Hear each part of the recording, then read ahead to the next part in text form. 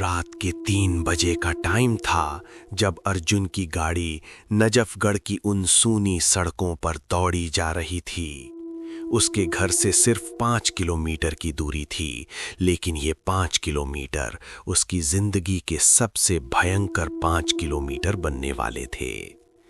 दिसंबर की ठंडी रात में भी उसकी कमर से पसीना टपक रहा था। पिछली सीट पर उसकी बहन प्रिया बेहोश पड़ी थी और उसके माथे से खून बह रहा था। बस 5 मिनट और प्रिया, मैं तुझे हॉस्पिटल पहुंचा दूंगा, बस 5 मिनट, अर्जुन ने कांपती आवाज में कहा। लेकिन उसको क्या पता था कि अगले 5 मिनट में जो होने वाला था वो उसकी पूरी जिंदगी बदल देगा। गाड़ी की हेडलाइट्स में अचानक एक औरत की परछाई दिखाई दी। सफेद साड़ी में लिपटी, लंबे बिखरे बाल, सड़क के बीच में खड़ी। अर्जुन ने जोर से ब्रेक मार दी। गाड़ी कांपते हुए रुक गई, सिर्फ 2 फीट की दूरी पर। क्या कर रही हो बीच सड़क में? अर्जुन चिल्लाया विंडो से, लेकिन वो औरत हिलती भी नहीं, बस वहीं खड़ी रही, उसकी पीठ अर्जुन की तरफ। अर्जुन ने हॉर्न बजाया, 1 बार, 2 बार, 3 बार, कोई रिस्पॉन्स नहीं। फिर अचानक वो औरत धीरे धीरे मुड़ने लगी। जब वो पूरी तरह मुड़ी तो अर्जुन की सांस रुक गई। उसका चेहरा नहीं था, बिल्कुल स्मूथ, जैसे किसी ने चेहरा ही मिटा दिया हो। सिर्फ 2 गहरे अंधेरे गड्ढे थे जहां आंखें होनी चाहिए थीं, और वो गड्ढे सीधे अर्जुन की तरफ देख रहे थे। अर्जुन के हाथ स्टीयरिंग पर जम गए। वो चिल्ला नहीं सका, हिल नहीं सका। प्रिया अब भी बेहोश थी पिछली सीट पर। तभी वो औरत आगे बढ़ने लगी, बिल्कुल सीधे अर्जुन की गाड़ी की तरफ। उसके पैर जमीन को छू भी नहीं रहे थे, वो हवा में तैरती हुई आ रही थी। रिवर्स, रिवर्स कर अर्जुन, उसके दिमाग ने चिल्लाकर कहा। उसने कांपते हुए हाथ से गियर रिवर्स में डाला और रेस लगाई। गाड़ी पीछे की तरफ भागी, लेकिन जब उसने शीशे में देखा तो वो औरत अब गाड़ी के पीछे थी। फिर से, तू भाग नहीं सकता, मुझे मेरी बेटी चाहिए। तुमने उसको ले लिया, तुमने सब ले लिया। आवाज अब गाड़ी के हर तरफ से आ रही थी। मेरी बेटी कहाँ है? एक कर्कश आवाज गाड़ी के अंदर गूंजी, लेकिन उस औरत के होंठ हिले भी नहीं थे। अर्जुन ने गियर फिर से आगे डाला और एक्सेलरेटर पूरा दबाया। गाड़ी उस बिना चेहरे वाली औरत को चीरता हुआ निकल गई। जब अर्जुन ने रियर व्यू मिरर में देखा तो सड़क खाली थी। वो औरत गायब हो चुकी थी। सपना था, बस एक सपना था। अर्जुन ने खुद को तसल्ली देने की कोशिश की, लेकिन उसकी धड़कन अभी भी तेज चल रही थी। उसने प्रिया की तरफ देखा, वो अभी भी बेहोश थी, लेकिन सांस ले रही थी। अगले 1 किलोमीटर तक सब नॉर्मल लगा। फिर अचानक गाड़ी की हेडलाइट्स धीमी होने लगीं। बैटरी फुल थी फिर भी, और थोड़ी देर में बिल्कुल बंद हो गईं। अंधेरा, पूरा काला अंधेरा, सिर्फ चांद की हल्की रोशनी बाकी रही। अर्जुन ने गाड़ी रोकी और इमरजेंसी लाइट्स ऑन करने की कोशिश की। कुछ नहीं हुआ। उसने अपना फोन निकाला, बैटरी डेड। सुबह तक 78% थी, अब एकदम से डेड। ये क्या हो रहा है? उसने विंडशील्ड से बाहर देखा। सड़क के दोनों तरफ जंगल थे, पुराने पेड़ों का झुंड। नजफगढ़ का वो हिस्सा जहां अब कोई नहीं रहता था। कहते थे कि यहाँ कुछ साल पहले एक फैक्ट्री थी जहाँ एक बड़ी आग लगी थी। करीब 300 लोग उस आग में मर गए थे। उसके बाद से ये जगह छोड़ दी गई थी। तभी उसने देखा, दूरी में एक डिमागता हुआ लाइट, जैसे कोई लैंटर्न हो। लाइट हिल रही थी, किसी के हाथ में। अर्जुन ने गाड़ी का दरवाजा खोला।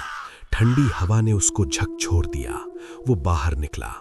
हेलो, कोई है? मुझे मदद चाहिए, उसने चिल्लाकर पुकारा। लाइट रुक गई। फिर अचानक वो तेजी से अर्जुन की तरफ बढ़ने लगी, जैसे कोई भाग रहा हो।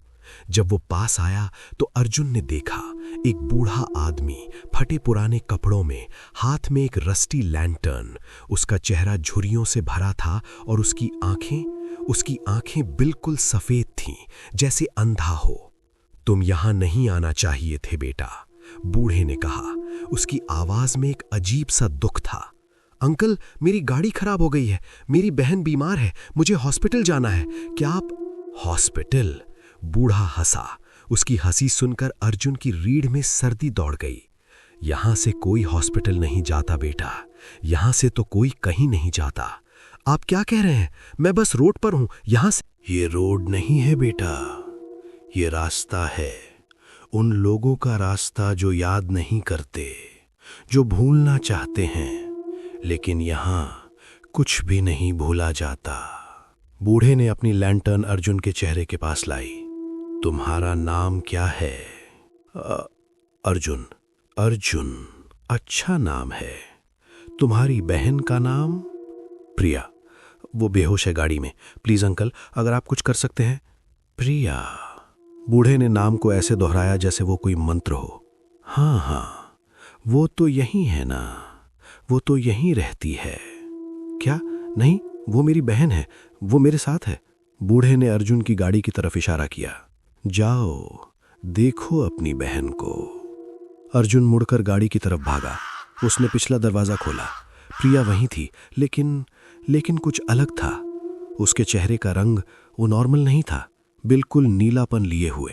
और उसके कपड़े, वो कपड़े तो वो 2 दिन पहले पहने थे, जो अर्जुन ने धुलकर अलमारी में रख दिए थे। प्रिया, प्रिया उठ। अर्जुन ने उसको हिलाया। उसकी स्किन ठंडी थी, बिल्कुल बर्फ की तरह। प्रिया की आंखें खुलीं, लेकिन वो प्रिया की आंखें नहीं थीं। वो बिल्कुल काली थी, पूरी तरह, जैसे किसी ने काले रंग से भर दिया हो। भैया, उसने कहा, लेकिन आवाज किसी और की थी, गहरी, भारी। भैया, मैं यहां से जाना चाहती हूं, मुझे घर ले चलो। प्रिया, तुम ठीक हो? तुम्हारी आंखें? अचानक प्रिया ने अर्जुन की कलाई पकड़ ली। उसकी पकड़ इतनी मजबूत थी कि अर्जुन को दर्द होने लगा। मैं घर जाना चाहती हूं भैया, वो चिल्लाई। उसकी आवाज इतनी तेज थी कि अर्जुन के कान भींचने लगे। अर्जुन ने झटके से अपना हाथ छुड़ाया और गाड़ी से बाहर गिर गया। जब उसने फिर से गाड़ी में देखा तो प्रिया फिर से बेहोश थी। उसकी आंखें नॉर्मल थीं। क्या हो रहा है ये सब? अर्जुन ने अपने सर को पकड़ लिया। वो पागल हो रहा था क्या? बताया था ना बेटा, यहां से कोई नहीं जाता। बूढ़ा अभी भी वहीं खड़ा था। ये जगह है, ये जगह सब कुछ रख लेती है, लोगों की यादें, लोगों की रूहें, लोगों का सब कुछ। तुम पागल हो, मैं यहां से जा रहा हूं। अर्जुन ने गाड़ी में बैठने लगा। तुम्हारी गाड़ी नहीं चलेगी, यहां कुछ नहीं चलता, सिर्फ वो चलते हैं जो यहां रहते हैं। बूढ़े ने जंगल की तरफ इशारा किया। अर्जुन ने इग्निशन ट्राई की, 1 बार, 2 बार, 5 बार, कुछ नहीं। गाड़ी बिल्कुल डेड।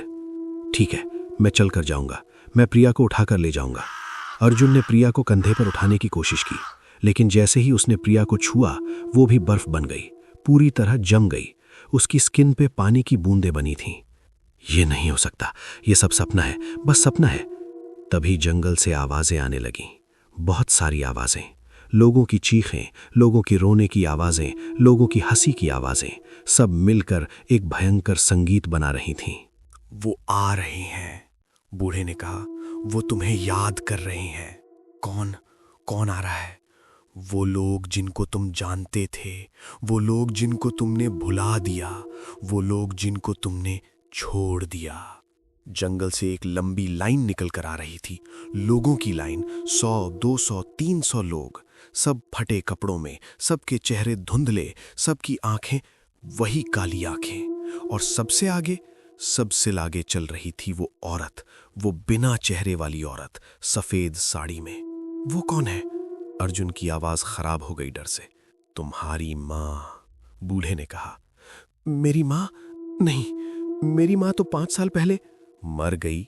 हाँ, यहां, इस सड़क पर, एक्सीडेंट में।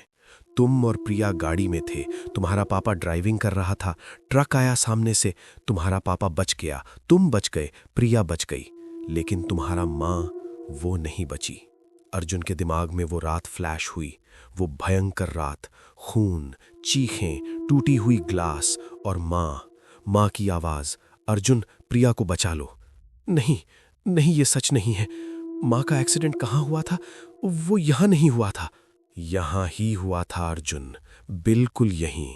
तुम्हें याद नहीं क्योंकि तुमने याद नहीं रखना चाहा। तुम और तुम्हारे पापा दोनों, तुमने इसको भुला दिया। तुमने इस रोड को यूज करना बंद कर दिया। तुमने कभी वापस यहां नहीं आए। लेकिन आज प्रिया हॉस्पिटल ले जा रहे थे तुम, और तुमने सोचा कि शॉर्टकट से जल्दी पहुंच जाओगे। तुम्हें पता भी नहीं चला कि तुम उसी रोड पर आ गए। अर्जुन घुटनों पर गिर गया। माँ, मैं भूल गया था। मैं माफी चाहता हूँ। मैं सच में भूल गया था। वो लोगों की लाइन अब बिल्कुल पास आ गई थी। अर्जुन देख सकता था उनके चेहरे। फैक्ट्री के वर्कर्स, वो सब लोग जो आग में मर गए थे, और उनके साथ उसकी माँ। लेकिन अब उसकी माँ के पास चेहरा था, वही चेहरा जो अर्जुन याद करता था, प्यारा मीठा चेहरा। लेकिन उसकी आंखें बिल्कुल खाली थीं। माँ, अर्जुन ने हाथ बढ़ाया। उसकी माँ पास आई। उसने अर्जुन के चेहरे को छुआ। उसका हाथ बिल्कुल ठंडा था। अर्जुन, बेटा, तुम यहाँ क्यों आए? तुम्हें यहाँ नहीं आना चाहिए था। माँ, प्रिया बीमार है। मैं उसे हॉस्पिटल ले जा रहा था। माँ प्लीज, मुझे जाने दो।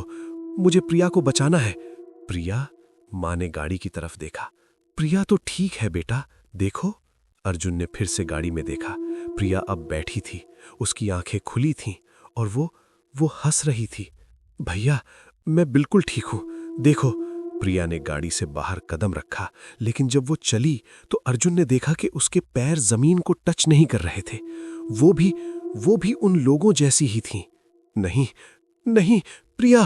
अर्जुन प्रिया की तरफ भागा, लेकिन उसकी मां ने उसको पकड़ लिया। अर्जुन, अब वो हमारे साथ है। वो यहाँ की है अब, और तुम भी अब यहाँ के हो। नहीं, मैं नहीं हूं। मैं जिंदा हूं। तभी वो बूढ़ा आदमी आगे आया। देखो बेटा, देखो अपनी गाड़ी में। अर्जुन ने मुड़कर देखा। ड्राइवर सीट पर कोई और बैठा था, एक आदमी। वो तो अर्जुन जैसा ही लग रहा था, लेकिन उसका चेहरा बिल्कुल ब्लैंक था, जैसे पेंट नहीं हुआ हो। वो मैं हूं? हाँ, बूढ़े ने कहा। वो है असली अर्जुन, जो एक्सीडेंट में मर गया 5 साल पहले अपनी मां के साथ। लेकिन तुम्हारी रूह मानना नहीं चाही।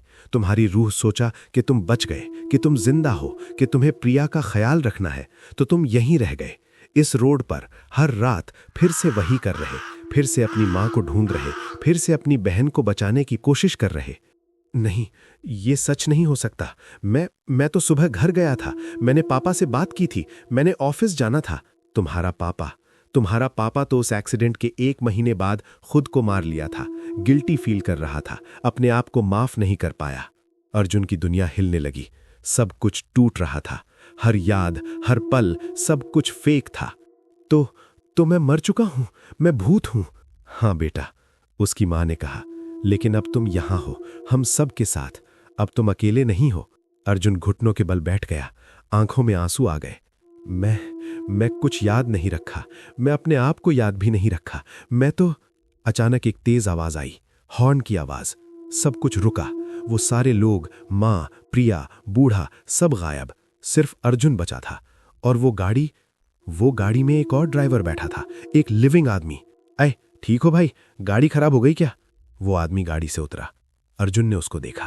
वो लिविंग था, असली। उसकी स्किन में गर्मी थी, उसकी आंखें नॉर्मल थीं। मैं अर्जुन कुछ बोल नहीं पाया। अरे, लगता है शॉक में हो। कोई बात नहीं, चलो मैं तुम्हें लिफ्ट दे देता हूं। ये जगह अच्छी नहीं है। यहां कहते हैं रात में अजीब चीजें होती हैं। अर्जुन ने अपनी गाड़ी की तरफ देखा। वो तो एकदम फ्रेश लग रही थी। नया पेंट, नई हेडलाइट्स, जैसे अभी शोरूम से आई हो। और ड्राइवर सीट पर कोई नहीं था। मेरी बहन प्रिया वो गाड़ी में थी। बहन? भाई, तुम्हारी गाड़ी में तो कोई नहीं है, सिर्फ तुम हो। अर्जुन ने पिछली सीट चेक की। खाली, बिल्कुल खाली। कोई खून नहीं, कोई प्रिया नहीं। ये कैसे? चलो भाई, लेट हो रहा है। मुझे तुम्हें नजफगढ़ पुलिस स्टेशन छोड़ देना है। वहां से तुम घर जा सकोगे। यहां रात भर रुकना सेफ नहीं है। अर्जुन उस आदमी की गाड़ी में बैठा। जैसे ही वो गाड़ी चली, अर्जुन ने पीछे मुड़कर देखा। उसकी गाड़ी वहीं खड़ी थी, और उसके पास वो सारे लोग थे। मां, प्रिया, बूढ़ा, फैक्ट्री के वर्कर्स, सब उसे देख रहे थे, हाथ हिला रहे थे, गुड बाय कह रहे थे। अर्जुन के आंखों से आंसू बह निकले। मैं वापस आऊंगा, मैं प्रॉमिस करता हूं, मैं तुम्हें याद रखूंगा, मैं कभी नहीं भूलूंगा। वो आदमी बोला, क्या कहा? कुछ नहीं, बस थैंक यू। कोई बात नहीं। वैसे तुम्हारा नाम क्या है? अर्जुन। अच्छा नाम है। मेरा नाम विक्रम है। मैं यहाँ पास में ही रहता हूँ। एक्चुअली मैं हर रात इस रोड से गुजरता हूँ। बहुत बार यहाँ अजीब चीजें देखी हैं मैंने। एक बार तो मुझे एक लड़की दिखी थी, बिल्कुल बीच रोड में खड़ी थी, सफेद ड्रेस में। जब मैं रुका तो वो गायब हो गई। क्रीपी है ना? अर्जुन ने कुछ नहीं कहा, बस विंडो से बाहर देखता रहा। वो जगह धीरे धीरे दूर होती गई, लेकिन एक चीज अर्जुन को पता थी, वो रोड हमेशा उसका इंतजार करेगी, वो लोग हमेशा उसका इंतजार करेंगे, क्योंकि कुछ चीजें कभी नहीं जाती, कुछ रिश्ते कभी खत्म नहीं होते, और कुछ रातें हमेशा लौट कर आती हैं। नजफगढ़ की वो सड़क अब भी वहां है। आज भी लोग वहां से गुजरते हैं। आज भी कभी कभी रात में अजीब आवाजें सुनी है। और अगर तुम कभी वहां से गुजरो रात के वक्त अकेले, तो ध्यान से देखना, कहीं तुम्हें भी वो सफेद साड़ी वाली औरत न दिख जाए, कहीं तुम्हें भी वो बूढ़े का लैंटर्न न दिखे, क्योंकि अगर देखा तो समझ लेना अब तुम्हारा भी इंतजार शुरू हो गया है।